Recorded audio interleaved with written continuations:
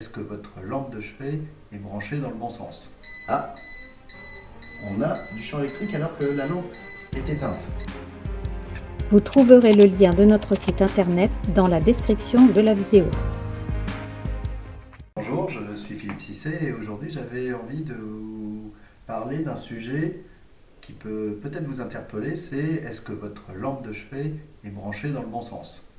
Alors là, la question c'est, mais il y a un sens pour brancher sa lampe de chevet? Je vais vous expliquer effectivement en quoi ça consiste. Et donc, votre lampe de chevet est branchée avec une prise que l'on peut mettre dans ce sens-là ou dans ce sens-là. Il n'y a pas d'indicateur sur la prise pour savoir dans quel sens on va la brancher, donc vous avez une chance sur deux de la mettre dans un sens ou dans l'autre. Lorsque la lampe est éteinte, on s'attend à ce qu'il n'y ait aucun champ électrique qui se dégage de la lampe lorsqu'elle est éteinte. Et on va vérifier avec un petit appareil qui est tout simple, c'est un détecteur de champ électrique. Ah, on a du champ électrique alors que la lampe est éteinte. Si j'allume la lampe, c'est logique que j'ai du champ électrique puisque effectivement l'ampoule est alimentée, mais je m'attends à ce que lorsque la lampe est éteinte, qu'il n'y ait plus rien.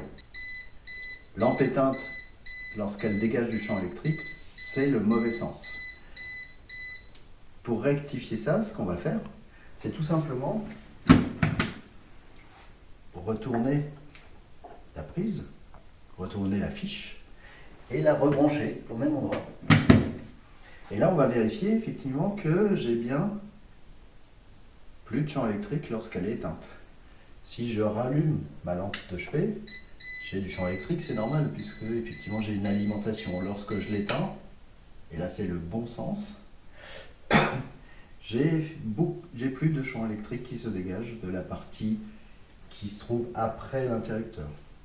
Alors, pourquoi on parle de lampe de chevet? C'est que c'est souvent la dernière chose que vous voyez avant de vous endormir et la première chose que vous voyez lorsque vous vous réveillez. Et donc, quelles sont les problématiques qui sont liées au fait que votre lampe de chevet soit branchée dans le mauvais sens? C'est que, comme elle dégage du champ électrique, et ce champ électrique va vous impacter, va gêner votre sommeil, le vôtre, celui des enfants, et donc générer de la fatigue également.